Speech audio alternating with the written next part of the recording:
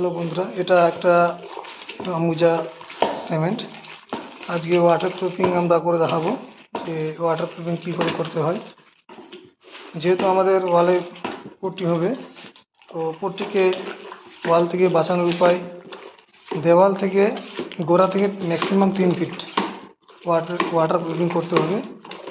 এই যে দেখছেন ওয়াটার প্রুফিং মিশ্রণ আজকে মিক্স করানো হয়েছে। ঠিক আছে, তো নিয়ে আসো, বালতিটা নিয়ে আসো ওইদিকে। তো দেখছেন আমাদের মিস্ত্রি ভাই ওয়াটার প্রুফিং এর বালতি সিমেন্ট নিয়ে, এই যে নেনোপিক্স দাও, নেনোপিক্স বালতির মধ্যে। এটা হচ্ছে নেনোপিক্স ওয়াটার প্রুফিং, যেটা কেমিক্যাল বলে এটা আছে। এটা সিমেন্টের মধ্যে ঢালানো হচ্ছে। আবার একটু শর্ট কম হয়েছিল, তাই সিমেন্টে আবার নেনোপিক্স দেওয়া হয়েছে। হ্যাঁ, হালকা। ঠিক আছে, ভালো করে করে দাও।